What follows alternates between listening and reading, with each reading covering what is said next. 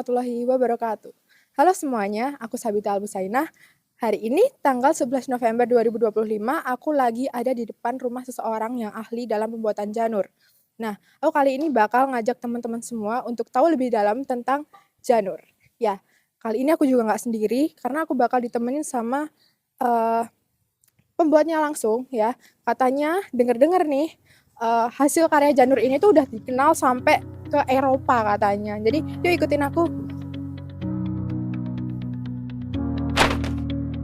Sekarang aku udah bersama Pak Sigit ya. Pak Sigit ini yang akan menemani kita untuk mengenal lebih jauh tentang kreasi janur.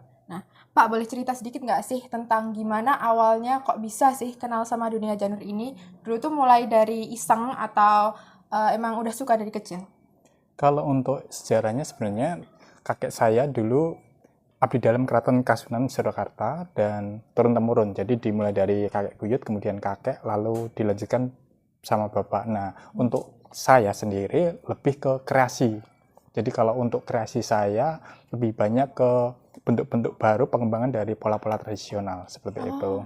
Jadi saya mulai dari 2016. Awalnya saya mengenalkan seni janur itu tidak untuk dekorasi atau semacamnya gitu, tapi untuk mengenalkan kepada anak-anak. Jadi anak-anak zaman sekarang itu lebih kenal origami Jepang dan populer sampai seluruh dunia. Nah, saya pengen mengajak anak-anak itu lebih dekat dengan seni janur melalui kreasi-kreasi baru. Jadi untuk awalnya itu saya ngembangin aneka bentuk hewan, kemudian alat peraga dongeng kayak gitu, dan nantinya dengan bentuk-bentuk yang ada dan baru tersebut diharapkan anak-anak juga lebih dekat kemudian tertarik untuk mengenal seni janur. Oh gitu. Ya, kalau dari bentuknya nih, dilihat dari bentuknya, itu kan mesti ada maknanya ya. Kalau untuk Bapak sendiri, apakah ada filosofi khusus di balik bentuk-bentuk janur yang pernah Bapak buat? Untuk filosofi sebenarnya ada beberapa ya. Jadi untuk kreasi-kreasi genre yang tradisional, yang pakem itu memang ada nilai filosofi dan itu biasanya untuk acara-acara pernikahan dan untuk acara-acara keraton seperti itu. Namun untuk yang kreasi saya sendiri lebih banyak pengembangan. Jadi kita lebih mengenalkan ke konsep bentuk seperti itu. Jadi kita menawarkan perspektif baru dengan membuat pola-pola yang sudah ada tadi yang tradisional kita kembangkan kembali untuk menyusun ulang bentuk yang lebih modern dan menarik seperti itu. Jadi ada beberapa bentuk dua dimensi seperti yang di belakang sini. Ini sebenarnya memanfaatkan juga pola tradisional seperti yang di bawah ini BLEKTP ya. Kalau orang zaman dulu itu kalau nikahan biasanya buat gapura kotak seperti itu. Namun saya coba kembangkan menjadi bentuk berbeda. Jadi ada kreasi-kreasi yang pola penyusunannya juga berubah seiring waktu kayak gitu. Jadi menyesuaikan zaman juga. Iya. Soalnya kalau kita kalau yang saya sendiri lebih konsepnya itu bukan melestarikan tapi mengkreasikan dan mengembangkan. Jadi sesuatu yang udah ada kita kembangkan kembali supaya ada regenerasi seperti itu. Nah, saya juga sempat dengar nih katanya hasil karya janur buatan Pak Sigit ini sampai dikenal di luar negeri. Nah, katanya juga bahkan ada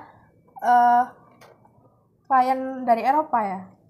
Lebih tepatnya pameran sih. Pameran. Jadi kita semacam pameran budaya. Jadi mengenalkan budaya Indonesia ke Eropa. Jadi kita tur ke Belgia, kemudian Belanda sama Perancis. Jadi untuk acaranya sendiri, pamerannya di Belgia, untuk acaranya sendiri bernama Flower Time. Jadi itu kegiatan tahunan di sana dan itu diikuti oleh berbagai negara dan kita satu-satunya orang Asia yang tampil di sana.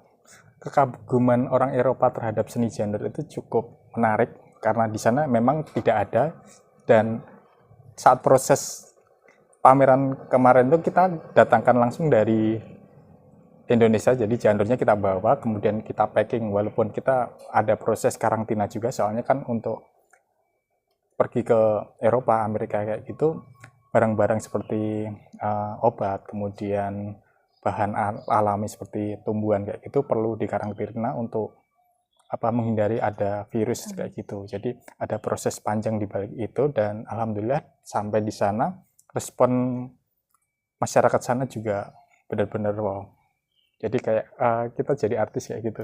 Tapi sayangnya sama seperti yang saya bilang tadi, orang-orang sana itu melihatnya seperti origami daun kayak gitu. Iya. Jadi nyebutnya origami, padahal secara teknik itu berbeda jauh dengan kalau origami itu kan kotak ya. Kalau untuk janur itu bentuknya memanjang, kemudian kita bisa manfaatin beberapa teknik. Jadi kalau yang janur kita bisa ada teknik lipatan, kemudian ada anyaman, kemudian teknik irisan, dan terakhir teknik merangkai seperti itu. Jadi nanti akan saya tunjukkan satu-satu dan pengelompokannya.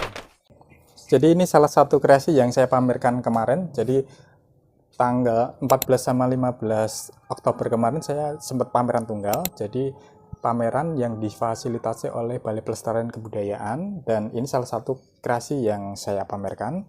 Ini memanfaatkan beberapa teknik anyaman sebenarnya. Jadi ini kita menggunakan pola kiso sebenarnya. Kalau orang zaman dulu itu nikahan pakai tas ayam seperti itu, yang kecil gitu, memanfaatkan pelepah daun kelapa kemudian dianyam membentuk sebuah tas. Nah, di sini kita memanfaatkan pola tersebut lalu disusun ulang menjadi bentuk berbeda. Jadi ada bentuk yang seperti ini, kita buat strukturnya dulu, kemudian kita anyam di berbagai sisi. Tadinya ini warnanya hijau dan ini berubah warna karena memang sudah beberapa bulan ya. Sudah bulan lalu. Jadi memang untuk janur sendiri ada usianya. Jadi ada beberapa pola warna tradisional. Maaf.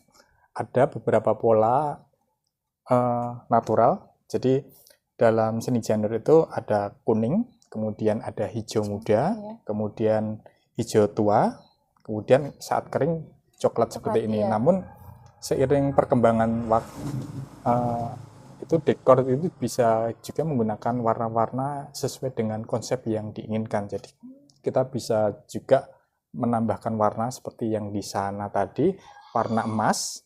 Kita bisa atur warna sesuai keinginan kita. Jadi misalkan kita permintaan untuk pernikahan dengan konsep ungu, kita bisa juga menggunakan warna ungu seperti itu. Proses pewarnaannya itu gimana? Untuk proses pewarnaannya kita semprot. Jadi bisa cat semprot atau kuas.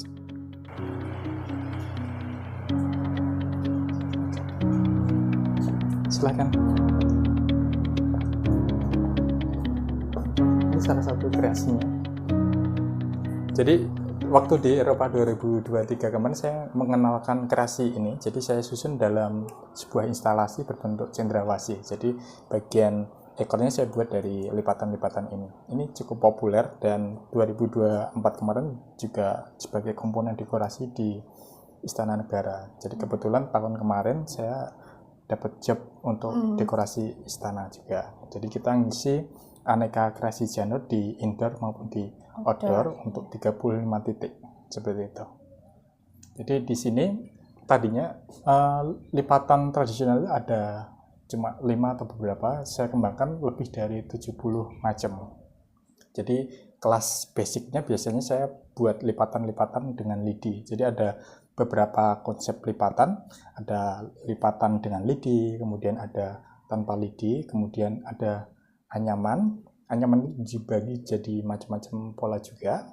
Jadi ada anyaman dengan pelepah, anyaman dengan lidi, kemudian anyaman dengan lidi juga. Iya, ini yang jadi pembeda antara yang modern sama yang...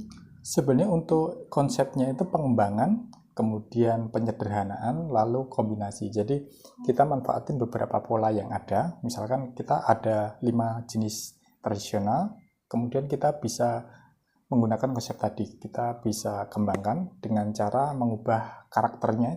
Misalkan untuk susunannya ada 4 ya, ada 4 belok ke kiri kanan kayak gitu, kita ubah sudutnya, kemudian susunannya gitu untuk membentuk pola yang baru. Kemudian yang kedua itu pola penyederhanaan. Jadi kalau misalkan tahapannya ada 4, kita coba kurangin, misalkan tahapannya jadi 3 atau 2 gitu. Jadi ada beberapa pola itu sisinya cuma 1, jadi yang tadinya keris itu harusnya sisi kiri dan kanan ini disusun di satu sisi. Iya.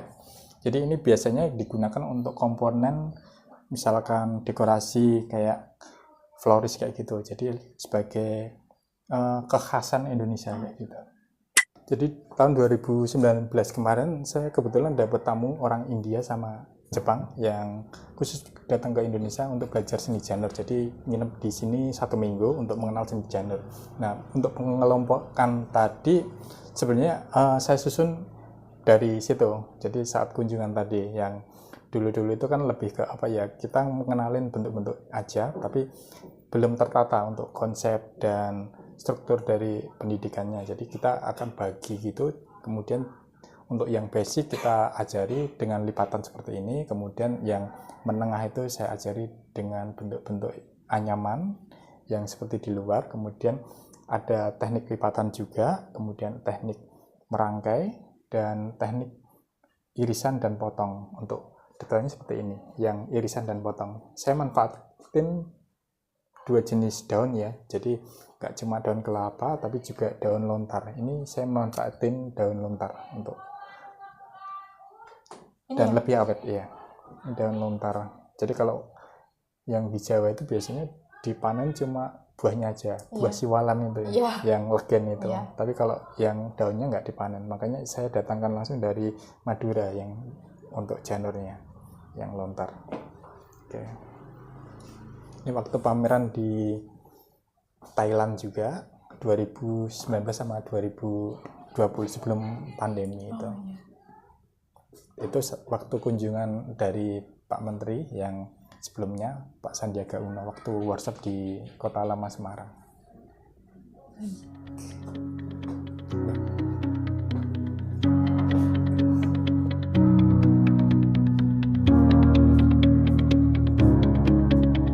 Ini salah satu karya yang sudah dirangkai, jadi kita manfaatkan beberapa teknik ya. Kalau yang ini saya jelaskan yang tadi lipatan janur dengan lidi, tapi ini untuk bahannya saya menggunakan daun lontar kering, dan ini sudah dari 2022 dan kebetulan dulu dipakai juga untuk acara pernikahan Mas Kaisang yang di Mangkunegaran. Jadi kita dapat job untuk dekorasi yang outdoor, jadi untuk titik-titik di sepanjang Slamet Riyadi penjornya itu, sama yang di sepanjang Ngarsopuro. Ada beberapa titik yang gapura di bagian yang depan Pura Mangkunegaran, kemudian yang di tengah sama yang di FC.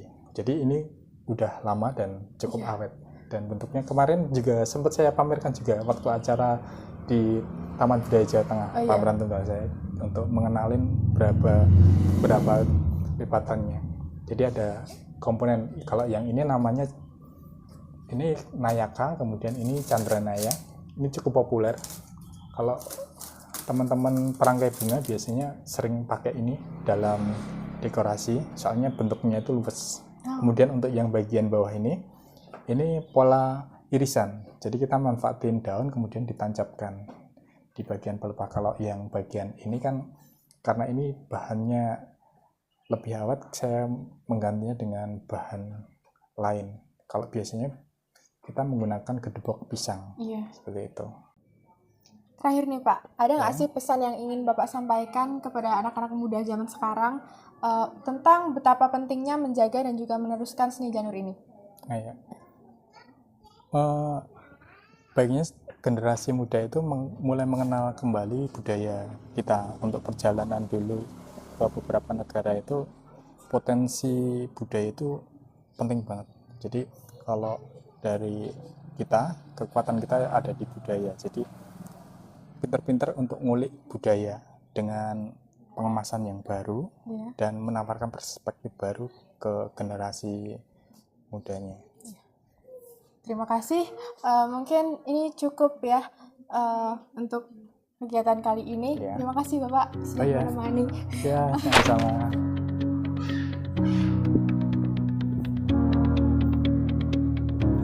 Wah, seru banget ya. Ternyata kreasi janur itu banyak banget jenisnya. Terima kasih udah temenin aku kali ini. Sampai jumpa di keseruan berikutnya. Aku Sabita beserta kru pamit undur diri. Wassalamualaikum warahmatullahi wabarakatuh. Bye-bye.